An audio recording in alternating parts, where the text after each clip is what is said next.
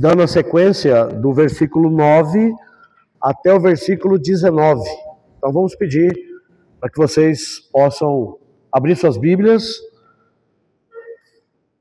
em Atos capítulo 7, vamos ler o texto do versículo 9 até o versículo 19. Podemos ler?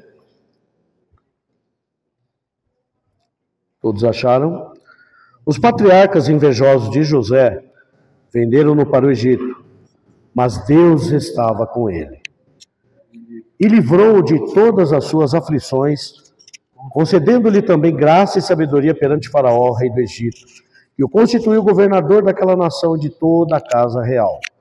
Sobreveio, porém, fome em todo o Egito, e em Canaã houve grande tribulação, e nossos pais não achavam mantimentos. Mas tendo ouvido Jacó, que no Egito havia trigo, enviou pela primeira vez os nossos pais. Na segunda vez, José se fez reconhecer por seus irmãos, e se tornou conhecida de Faraó a família de José. Então José mandou chamar a Jacó, seu pai, e toda a sua parentela, isto é, 75 pessoas. Jacó desceu ao Egito e ali morreu, e ele também nossos pais.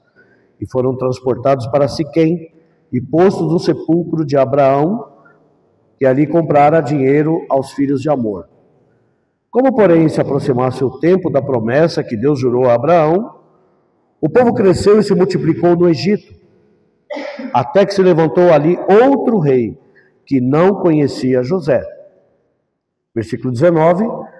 Este outro rei tratou com astúcia a nossa raça e torturou os nossos pais, a ponto de forçá-los a enjeitar seus filhos, para que não sobrevivessem. Vamos orar mais um pouco? Pai, nós te louvamos em nome de Jesus Cristo, o Rei da Glória. Pedimos a Ti, Senhor, Teu Santo Espírito, que nos dê essa noite, espírito de sabedoria e revelação neste texto. Assim como o Santo Espírito soprou a Estevão, seu primeiro mártir, Senhor, que reconhecidas Tuas palavras, as Tuas santas palavras, Tuas Escrituras, expôs ela, Senhor, naquele tempo, aqueles homens que o acusavam injustamente. Pai, nós te louvamos pela Tua palavra, e por meio dela, Senhor, queremos extrair vida e aplicações para o nosso viver. Nós te louvamos, Senhor, porque a Tua palavra sempre está disponível para nós. Abra, Senhor, nossos olhos, abra nosso coração, unge nossos ouvidos, unge, Senhor, a boca que fala e os ouvidos que ouvem. Nós te pedimos, Senhor, em nome de Jesus Cristo. Aleluia. Oh, amados, então vamos situar os irmãos com as mensagens anteriores, tá? Sempre temos uma regra básica que nós devemos sempre nos atentar, como diz nosso querido irmão Emerson. Regra de interpretação, contexto e o contexto. Qual é o contexto desse capítulo 7? O Abner começou nos falando na primeira mensagem, ainda no capítulo 6, Estevão foi colocado perante um sinédrio. Estevão, ele cheio de graça e poder, fazia prodígios, sinais entre o povo. Estevão tinha uma vida irrepreensível, porque ele era um dos 7, ele sendo helenista, judeu, de natureza grega, foi escolhido dentre os apóstolos para uma tarefa ali, que era servir as mesas. E apenas, irmãos, a gente pensa que servir as mesas é qualquer um, mas foram escolhidos homens que ali tinham 3 características. O que era? Boa reputação, cheios de fé e do Espírito. Então Estevão estava entre eles. E Estevão, ele tinha uma vida irrepreensível, como também obras irrefutáveis. As suas obras mostravam o seu testemunho. Ninguém podia contestar a sua vida, nem negar os milagres que Estevão fazia. Versículo 8 do capítulo 6, cheio de graça e poder, fazia prodígios e grandes sinais entre o povo. No entanto, apesar de todas as qualidades de Estevão ali, extraordinárias, o seu ministério provocou uma grande oposição. E quais foram os estágios Quais foram os 3 estágios, irmãos, dessa oposição? Primeiro, uma discussão. Discutiam com ele todos aqueles da sinagoga dos libertos e de vários ali que foram nos passados, né? Os sirineus, os alexandrinos, da Cilícia, da Ásia, discutiam com Estevão. O segundo estágio dessa oposição, difamação e suborno. Não podiam resistir às suas palavras.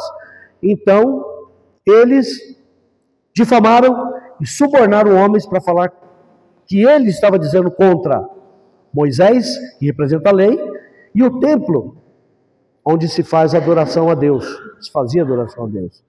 E o terceiro aspecto, que nós vamos ver mais para frente, é a condenação, culminando na sua morte. Nós vamos ver ainda nesse capítulo 7, o irmão Marcelo vai ter o privilégio de encerrar esse capítulo 7, nos falando sobre a morte de Estevão. O irmão Hernandes Dias Lopes, ele fala a seguinte frase: um homem cheio do espírito de fé, sabedoria, graça e poder, ele é amado pelo céu e odiado pelo inferno. Ele faz maravilhas entre os homens e ganha a oposição dos inimigos da cruz de Cristo. Vocês querem que eu repita a frase?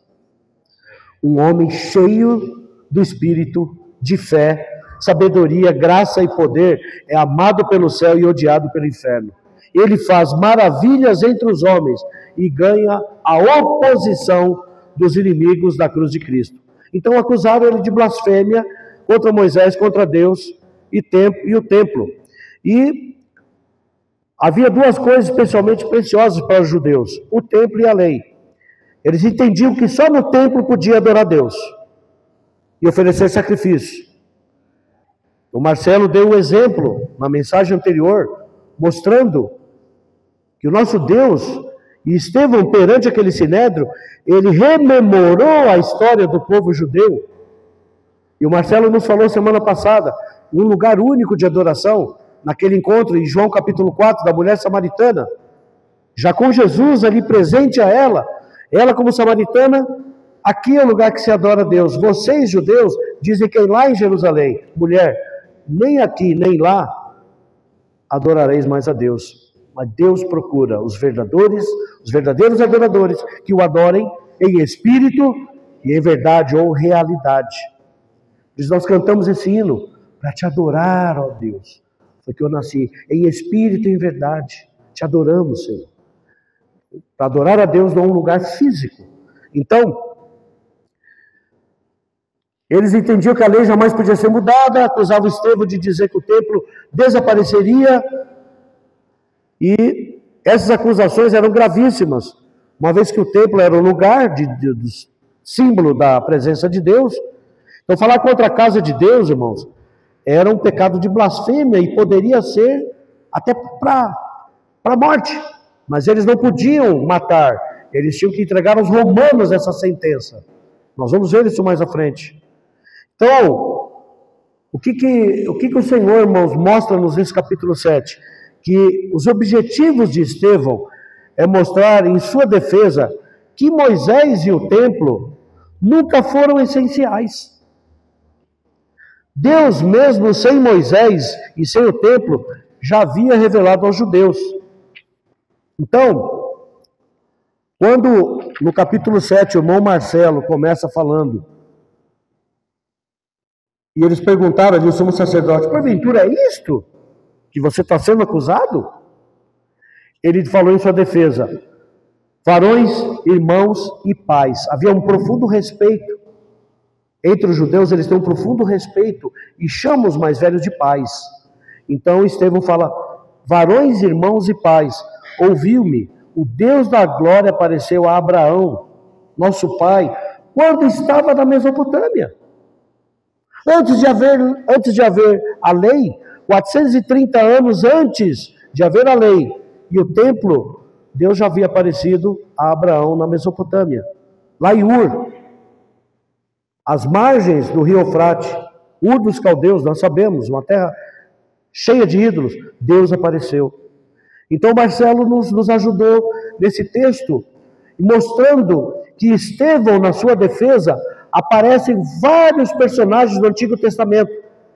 Irmãos, esse capítulo 7, em 60 versículos, nós vamos ver um resumo tão rico, tão precioso, de Gênesis, que vamos terminar aqui com mais um outro personagem que aparece, que é José. Na semana que vem, o Alisson vai compartilhar conosco já um resumo de Êxodo com a chegada de Moisés. Então, Estevão mostra um cenário para eles que vocês rejeitaram todos os homens que Deus enviou para abençoar vocês. E vocês estão me rejeitando. Vocês se subornaram homens. Então, esse é o objetivo da defesa de Estevão. Então, a partir do versículo 19, então, o Marcelo nos ajudou mostrando todo o histórico de Abraão e a aliança que Abraão fez, que é a questão da circuncisão. Versículo 8. Então lhe deu a aliança da circuncisão. A circuncisão veio antes da lei de Moisés. Vocês percebem? Assim nasceu Isaac e Abraão. Ele conta a história de Abraão, Isaac e Jacó. E desde Jacó, os 12 patriarcas, que são os patriarcas que nós vamos começar agora, que são os filhos de Jacó, que são os pais, nossos pais, quando Estevão faz a sua defesa. Então, esse discurso de Estevão, ele rememora os capítulos mais importantes da história de Israel. E esses personagens ganham aqui, irmãos, atenção especial. Marcelo nos falou de Abraão e hoje nós vamos falar de José. Todos lembram da história de José? Que vida, né, irmãos? A vida de José, nós tiramos várias lições. Nós vamos ver o que o Espírito Santo vai nos mostrar nessa noite, por meio dessa palavra. Então, glória a Deus. Deus apareceu a Abraão na Mesopotâmia e aqui, irmãos, Deus, o nosso Deus no Antigo Testamento, era um Deus, ainda é um Deus vivo.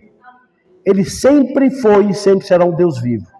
E quando ele apareceu lá atrás, ele nunca foi um Deus estático, preso, confinado a um lugar. O nosso Deus apareceu na Mesopotâmia. Nosso Deus é um Deus que está em movimento, em marcha. Ele sempre chama o seu povo para novas jornadas. Sempre acompanhou o seu povo e guiava na sua caminhada. Nós vamos ver na semana seguinte, ali um resumo de Êxodo.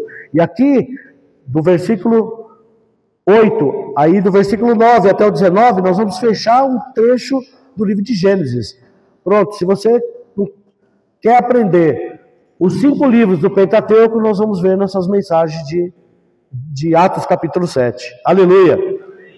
Graças ao Senhor. Então, Estevão faz essa transição de Abraão para José. Versículo 9.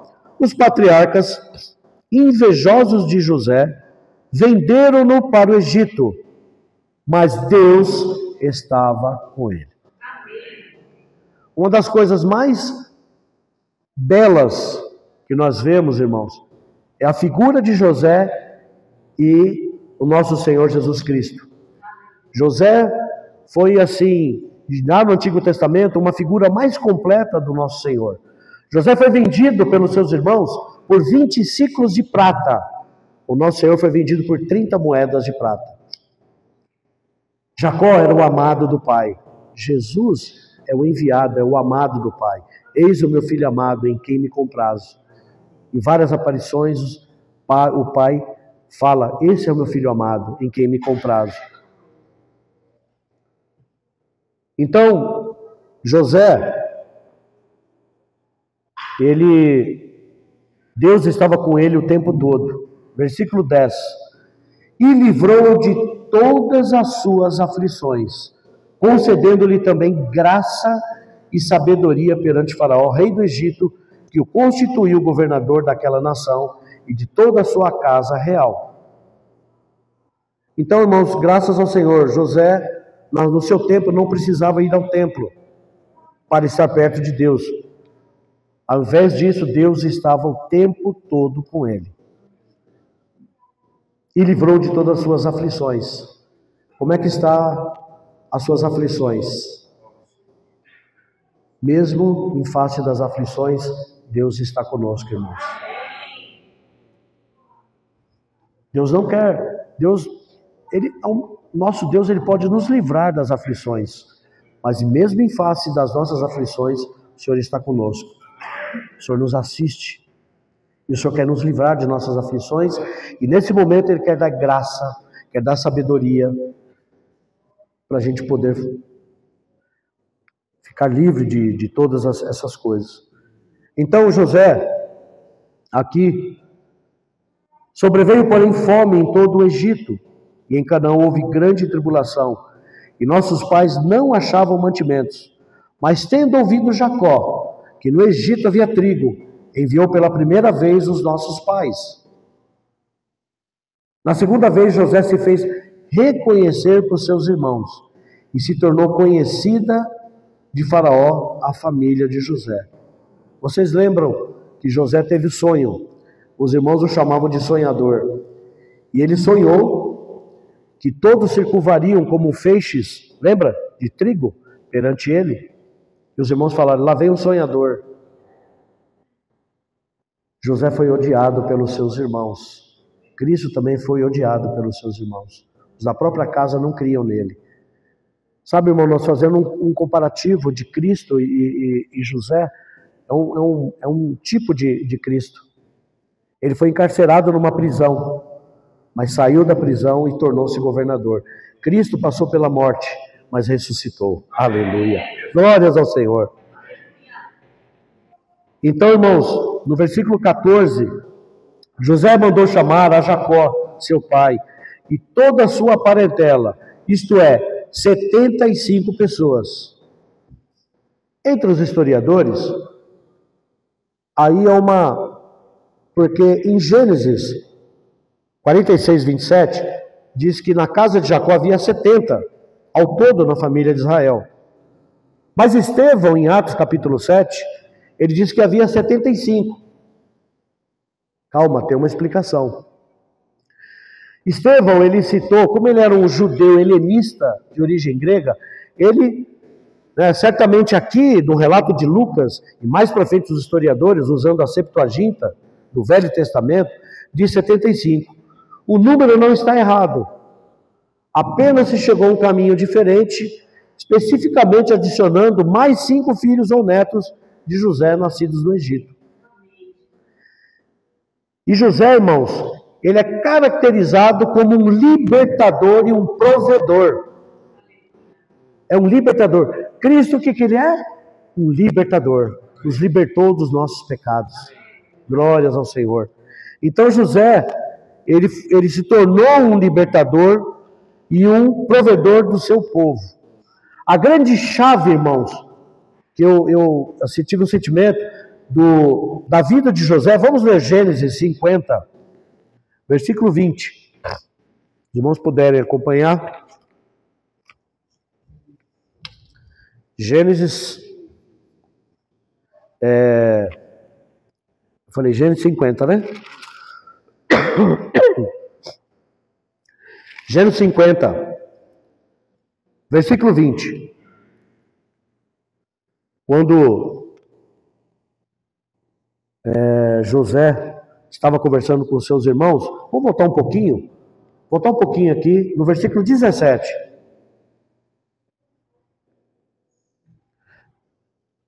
Vou voltar um pouco mais, versículo 15. Vendo os irmãos de José que seu pai já era morto, Jacó já havia morrido, disseram: é o caso de José agora nos perseguir e nos retribuir certamente o mal todo o que lhe fizemos. Os irmãos tiveram consciência de todo o mal que fizeram a José, porque Jacó já estava morto. Então José era governador. José poderia devolver tudo, retribuir o mal que ele sofreu. Versículo 16: portanto mandaram dizer a José: teu pai ordenou antes da sua morte, dizendo: assim direis a José: perdoa, pois a transgressão de teus irmãos e o seu pecado, porque te fizeram mal. Agora, pois, te rogamos que perdoes a transgressão dos servos do Deus de teu pai. José chorou enquanto lhe falava. Um homem que tem um coração compadecido e precisa liberar o perdão, ele chora. É ou não é, irmãos? Você já teve essa experiência? Quando você é compadecido pelo Senhor e vê o mal que te intentaram e você precisa... Puxa, eu não vou retribuir o mal com o mal. O Senhor nos ensinou isso. Não retribuis o mal com o mal. Retribui o mal com o bem. Então José chorou aqui enquanto lhe falava. Depois vieram também seus irmãos. Prostraram-se diante dele. Cumprida o sonho que José teve. Aqui se cumpriu o sonho que Deus deu a José lá ainda, antes de ser jogado naquela cisterna, antes de ser vendido por 20 ciclos de prata. José foi vendido aos midianitas. Jesus foi vendido aos romanos. Jesus foi vendido por 30 moedas de prata. José foi vendido por 20 ciclos de prata aos midianitas. Percebe, irmãos? Então, depois vieram seus irmãos e prostraram-se diante dele e disseram: eis-nos aqui por teus servos. Irmãos, Deus quando tem um sonho, a sua vontade, Deus cumpre a sua vontade. E aqui aconteceu aquilo que José sonhou. Respondeu-lhe José: não temais, acaso estou eu no lugar de Deus? Acaso estou eu no lugar de Deus? Agora, esse versículo é um versículo chave da vida de José. Ele diz o seguinte: vós, na verdade, falando para os irmãos dele, vós, na verdade, intentaste o mal contra mim, porém Deus o tornou em bem, para fazer como vedes agora, que se conserve muita gente em vida. Irmãos, como isso é maravilhoso. Olha a resposta de José. A chave da vida de José está aqui. Olha, vocês intentaram todo o mal contra mim. Vocês fizeram mal. Não é uma intenção. Vocês fizeram muito mal para mim. Porém, Deus tornou em bem. Se você está passando algum problema, irmãos, Deus quer tornar nesse problema o bem. Ele é o nosso Deus. Ele sabe todas as coisas. Glórias a Ti, Senhor. Então, nas suas próprias palavras, ele diz isso. Então, o que nós vemos, irmãos, em José? Foi um homem, irmãos, que o desastre se converteu em triunfo. Odiado por seus irmãos, vendido aos estrangeiros como mercadoria barata, escravo traído pela sua própria patroa. Os irmãos lembram disso, não vamos entrar em todo esse texto. José na casa de Potifar. Vocês lembram como ele foi tentado? Ele foi tentado e fugiu. Jesus foi tentado pelo diabo no deserto e venceu. José foi tentado pela sua patroa e venceu, por causa do seu testemunho. Oh Senhor, aleluia. Encarcerado injustamente, esquecido por aquele a quem havia ajudado. Porém, no tempo oportuno de Deus, saiu da prisão e se tornou-se governador do Egito. Deus tem sempre um tempo oportuno. Deus tem um tempo oportuno, irmãos. Na verdade, nós queremos reduzir, diminuir esse tempo de Deus. Deus tem um tempo oportuno para todas as coisas. Oh, aleluia, Senhor. Glórias a Deus. Glória a Deus. Então, voltando aqui para Atos, capítulo 7, nesse texto de José, Estevão, ele está querendo dizer o seguinte para vocês: olha o que aconteceu com Abraão. Deus apareceu para ele lá na Mesopotâmia. Agora olha aqui para José, Deus era com ele no Egito. Deus não aparece, Deus não está conosco em lugares físicos. Esse era um dos motivos, dos significados da defesa de Estevão perante aquele sinédrio. Então, José, ele ele tem todo esse relato de José. E o que nós aprendemos, irmãos, nesse relato todo? O nosso Senhor ainda continua transformando, irmãos, vales em mananciais.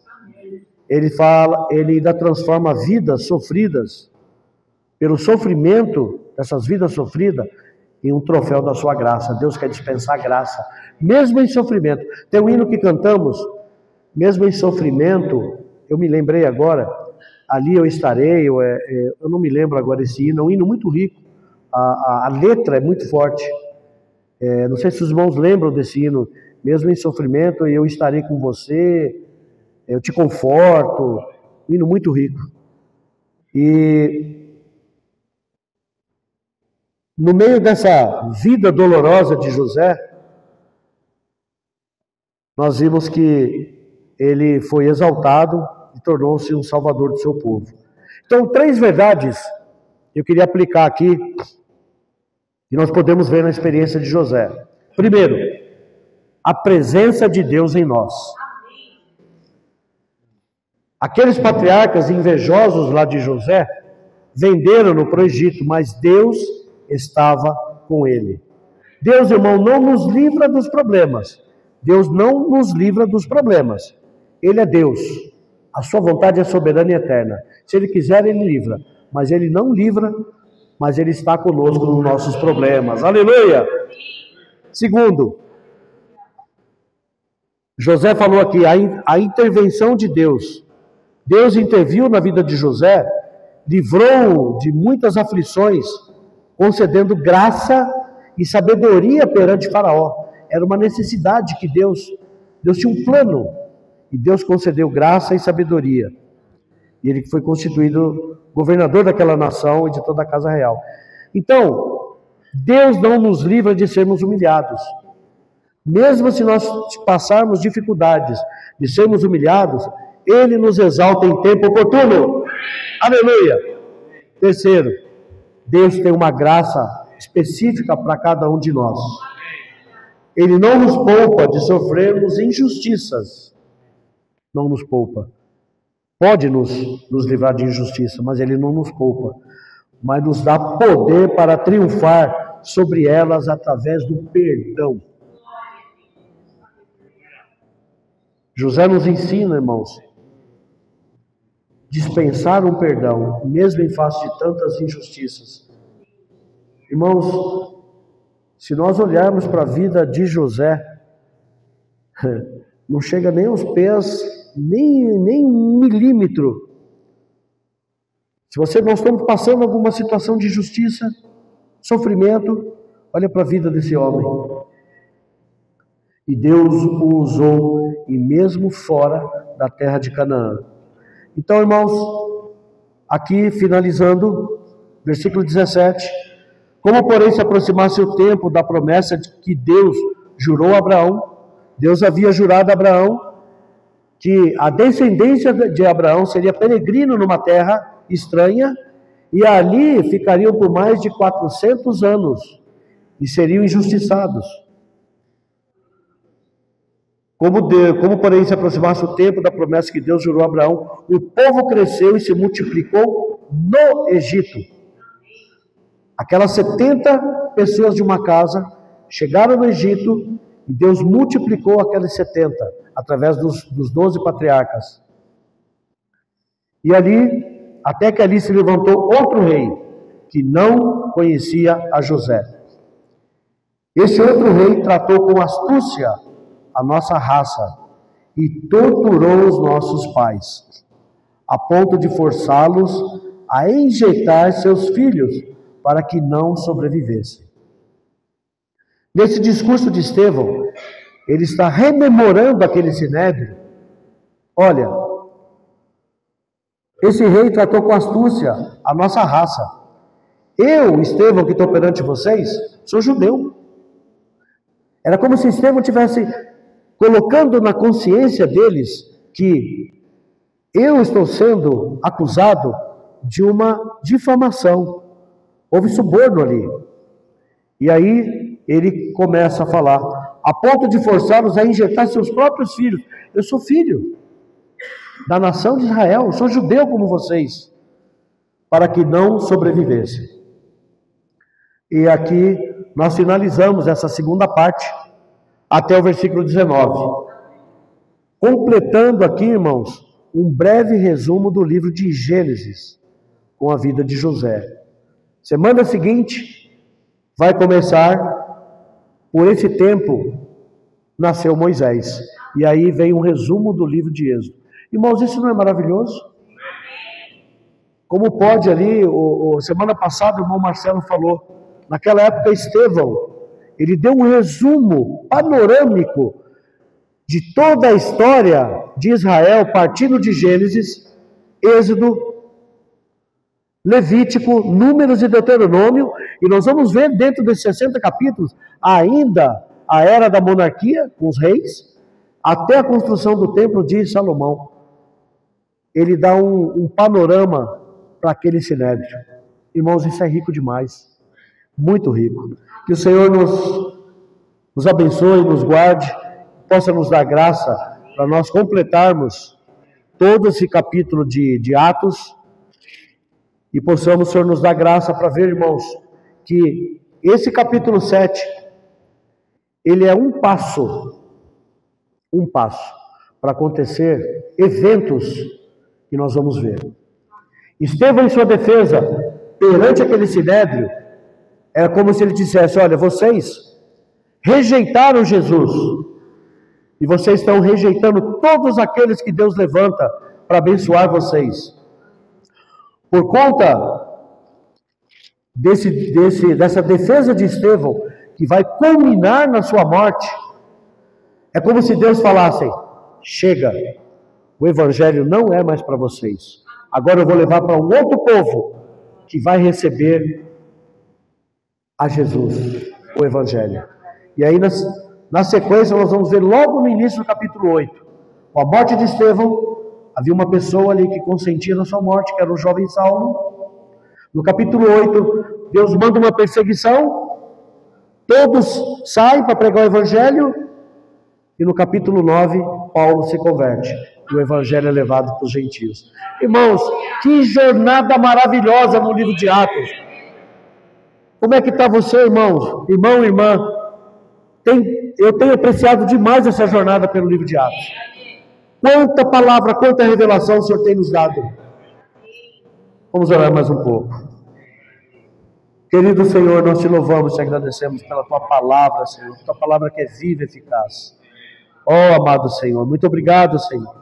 Tu tem nos revelado a tua palavra, tem nos alimentado pela tua palavra.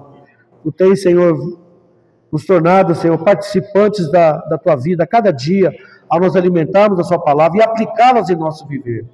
Nós queremos te honrar, te agradecer, te bendizer por tudo que temos recebido do Senhor. Graças te damos em nome de Jesus. Aleluia. Amém. Vou abrir, os irmãos compartilhar em grupo, né? Tá bom?